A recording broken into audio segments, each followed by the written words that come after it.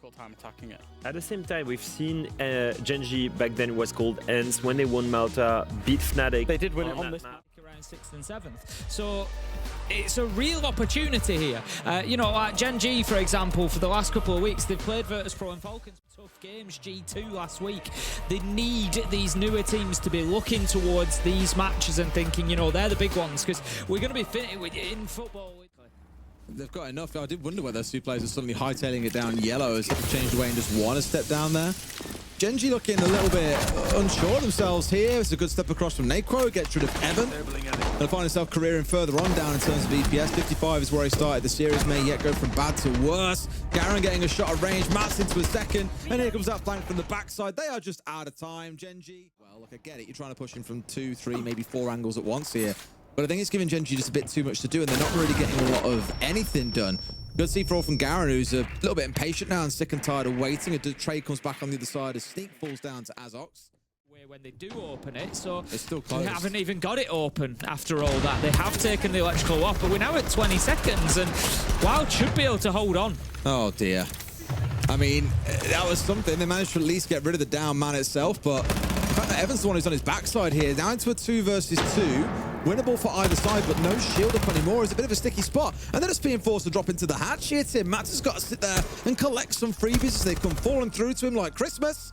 And the defenders win it out.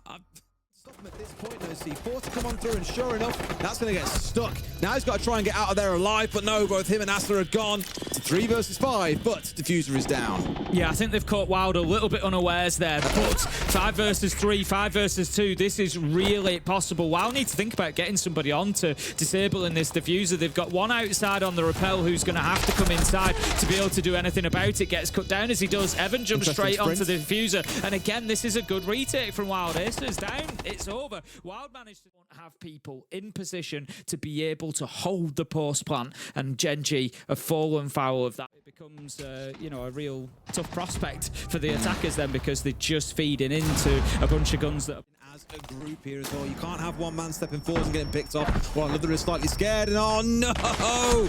Boozy's let that one get away from him. MACKO getting one back, and he had no idea he was running into a second. Matt stood still, waited for his reload to finish, and got himself another. Now into a 2 versus, a 1 versus 3, and finally Gen.G get it over the line. That backstab definitely. I think it's one that we overlook a little bit sometimes. You know, we focus on that utility, we focus on things like the Evil Eyes, the Banshees, but here goes MACKO cutting myself off there because the into a Banshee, so they can't, like, he's a little bit stuck for a second, but pulls out the pistol and gets the kill regardless. And this is a thing, I suppose. Deadshot feeling is perfectly safe there, sat on a drone, and Boozy just gets his man for free. Interesting.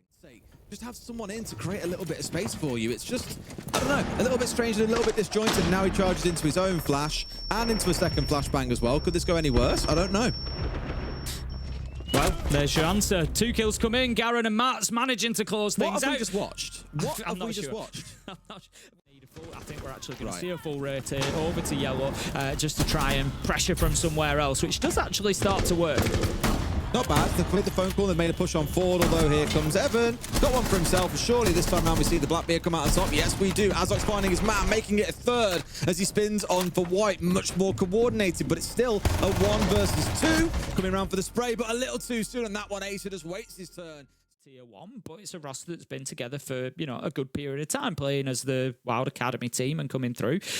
So they're not those variations and adaptations ready. I was going to, you know, quite often with the newer teams, we see it's, you know, they're not getting behind things. Still plenty of time to work with, to be fair, given they're now in relatively close proximity to the site. I was going to say, it's the first time I think I've seen that top visa window, like, being... Okay, this is interesting.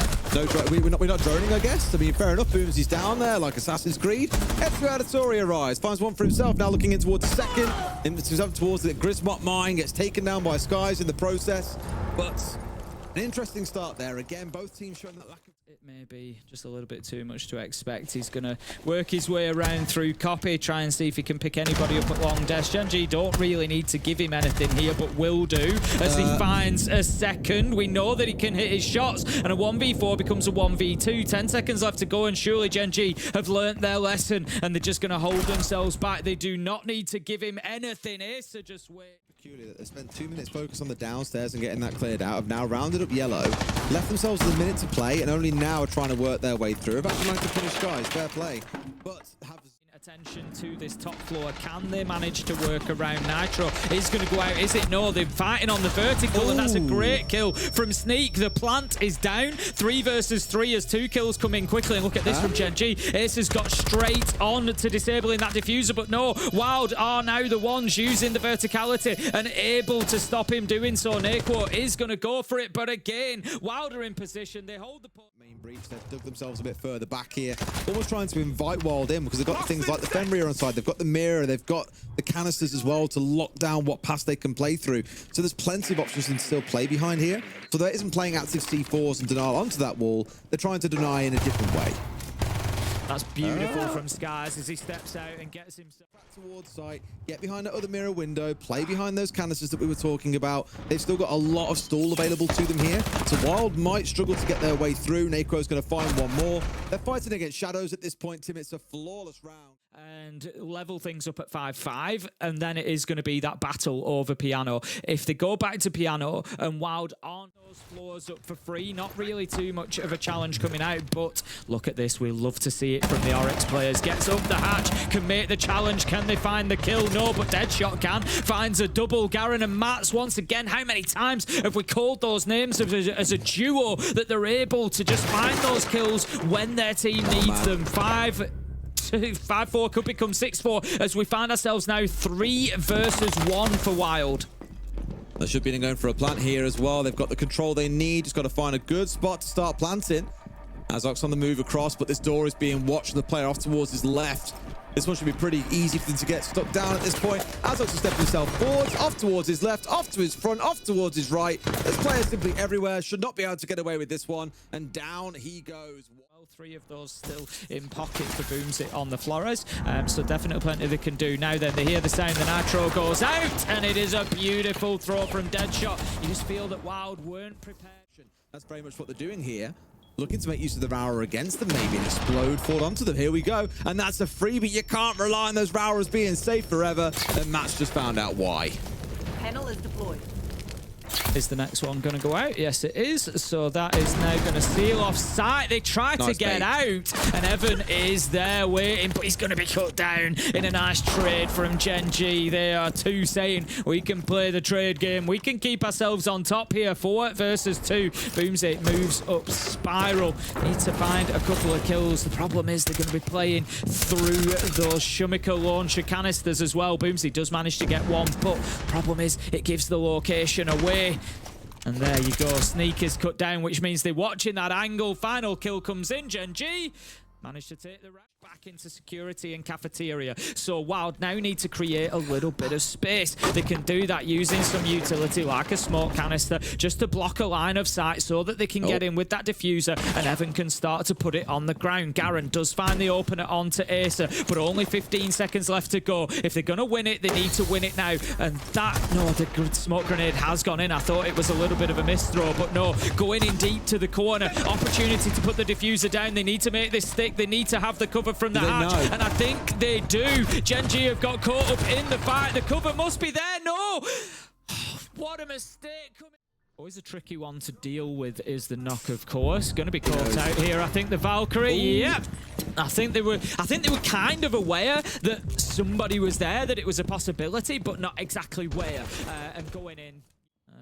But for the time being hasn't been able to impact Deadshot just yet. 25 seconds left to go, and I'm just concerned that we're in that position again where Wild have maybe left this a little bit too late. But no, Evan is in a position to start putting the diffuser down. Can they stick it this time? It's not going to matter as kill after kill comes forward onto the player at Pillar. That keeps them in a good position for a little bit longer. Nice from Wild, but Deadshot above manages to take down Boomsy, and we're going to start seeing the value of that verticality. 45 seconds left to go. Gen.G, they have some good map control. They need to make sure that they too don't stall out.